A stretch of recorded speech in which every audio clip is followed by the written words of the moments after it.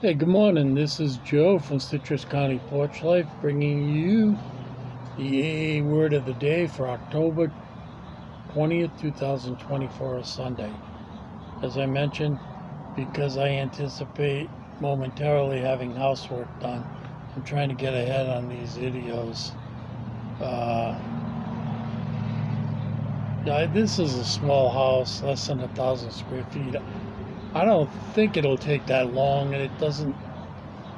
It's not like the house of Seven Gables up in Salem, Mass. It's a small place, open floor plan. So that shouldn't take too long, but I'm going to get his head as many as I can. And I know they'll be banging and throwing all the sheets off the roof once they get going. So I'll try to do my best so that I don't have to miss a single thing. I'm getting used to doing this every day. And now I have close to 300 videos up online. And if you like them, hit like. And if you want to subscribe, hit subscribe. They're very down-to-earth videos. In the last video I made, I was going to attempt to show what a beautiful day it is around here. But I picked my tablet up. I'm doing this on a Fire tablet. The extension cord went down, and the tablet screen went to whole nother place. I had to figure out where I was, so those things happen. Eventually, I'd like to be able to edit and string some things together that I see. Not so much on this channel, because this is dedicated to AA. But on other ones, when I go to there's a gigantic park across the street from my house, like 56,000 acres. And I like to do a walk through there, point things out. Although I don't know that many things to point out. There is a big sign when you go in it that says you are entering the kingdom of mosquitoes. So I always go with a long sleeve shirt on, sometimes gloves, long pants. Because those mosquito bites, when you get older, they live with you for days. Take almost a week to go by. So this is the quote for the day. Solace for confusion. That's S-O-L-A-C-E. With my New England accent. Obviously, the dilemma of the wanderer from faith is that of profound confusion. He thinks himself lost to the comfort of any conviction at all. He cannot attain in even a small degree the assurance of the unbeliever, the agnostic, or the atheist. He is the bewildered one. And this is the daily reflection. The concept of God was one that I struggled with during my early days of sobriety. The images that came to me conjured from my past were heavy with fear, rejection, and condemnation. Then I heard my friend Ed's image of a higher power. As a boy, he had been allowed a litter of puppies, provided that he assumed responsibility for their care. Each morning he would find the unavoidable byproducts of the puppies on the kitchen floor. Despite frustration, Ed said he couldn't get angry because that's the nature of puppies. Ed felt that God viewed our defects and shortcomings with a similar understanding and warmth. I often found solace from my personal confusion in Ed's calming concept of God.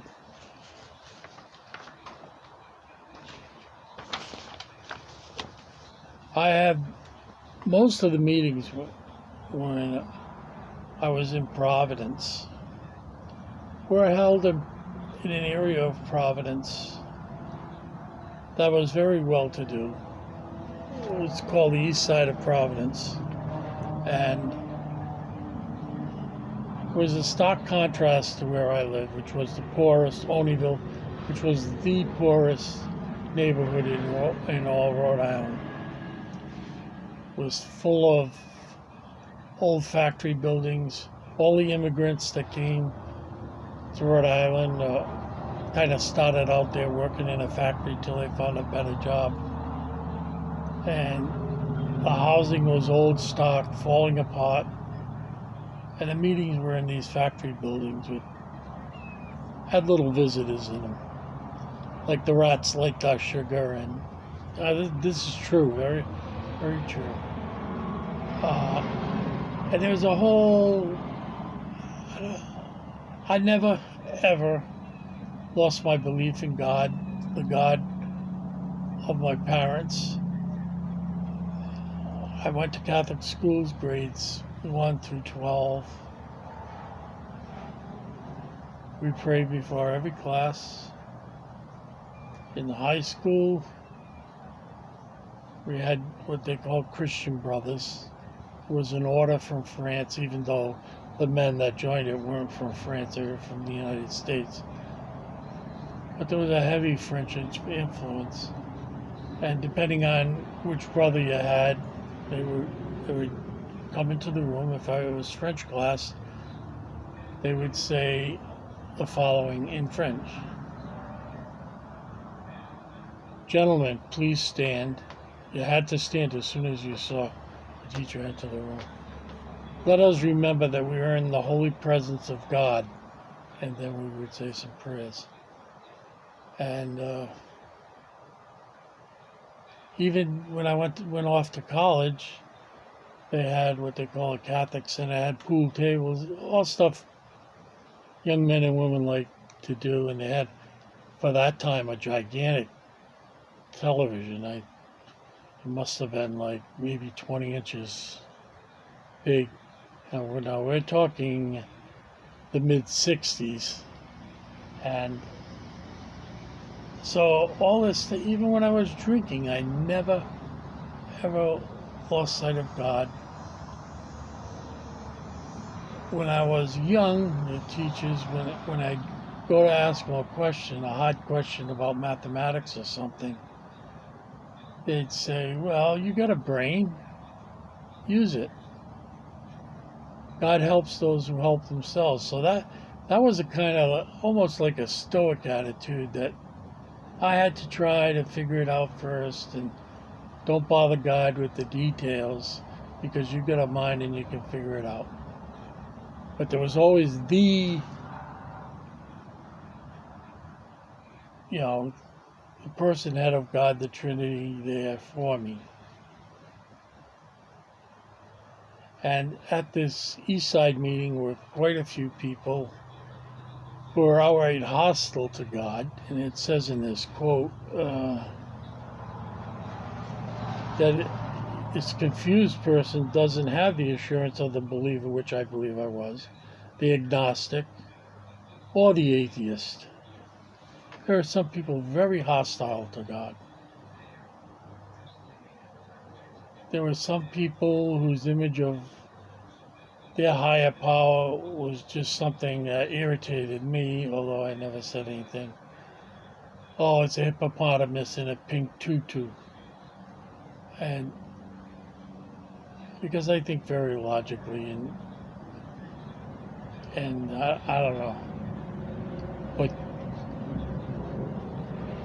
and even at the depths of my despair at drinking, I asked God for help, while also trying to figure out a way that I could drink in safety, always thinking that was possible.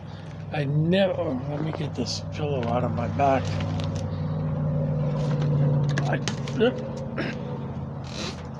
These wicker chairs are showing their age. I go back and then I can't be seen, but if I put an extra pillow behind me, I'm like right up and you can see my eyeballs. So I didn't experience that confusion. Although I wasn't on the money about asking God for help constantly. because I really did buy into that God helps those who help themselves. And I mean, how else could you explain something like Tesla or Einstein or people like that who thought up new things? So, but this is he sees God as the owner of puppies, and he's not too upset that they mess up, literally and figuratively. And that's good.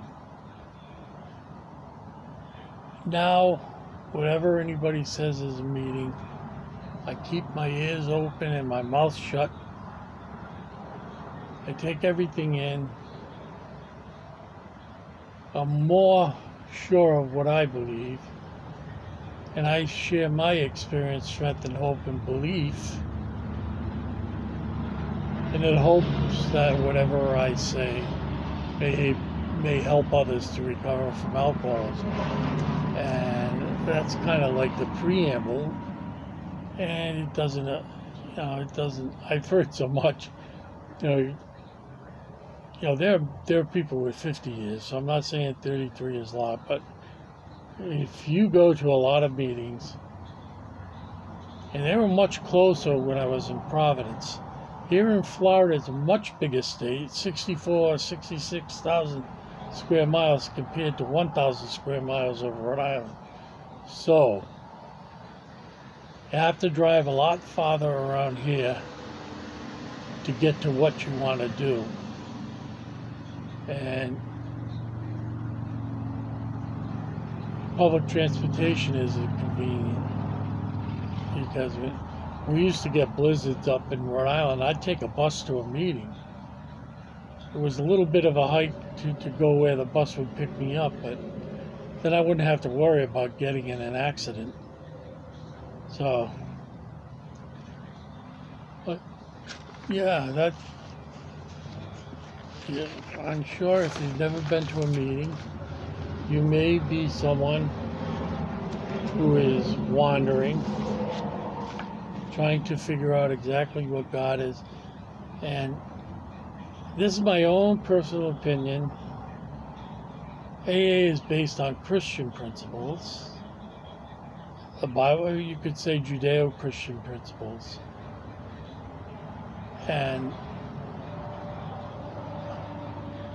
in order to cast a wide net and not leave anybody out, especially people that are initially reticent to join a group that's going to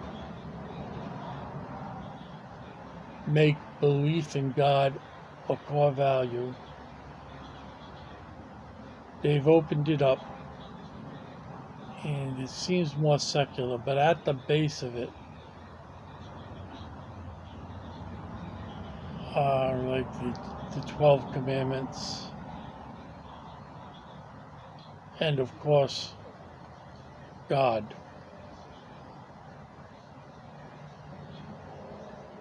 So the hope is that when people come in, one, that they will get sober, and the sobriety will help them, come to a belief in a higher power, a real higher power. For me, I always have the example of my father and my mother, but to a very great extent my father, who could have lost faith in God. My older brother was named John, my father was named John, and he died on my first birthday. He drowned. And it strengthened my father's faith in God. And he maintained that his whole life. His whole life. Because he didn't really have closure. All the 80 years that he lived. But he had belief, and there's a certain kind of closure in belief. And so maybe that's the way I am today. There's so many factors that go into it. So we are running late, almost 15 minutes. So God bless. Have a good Sunday. Have a holy Sunday and have a sober Sunday.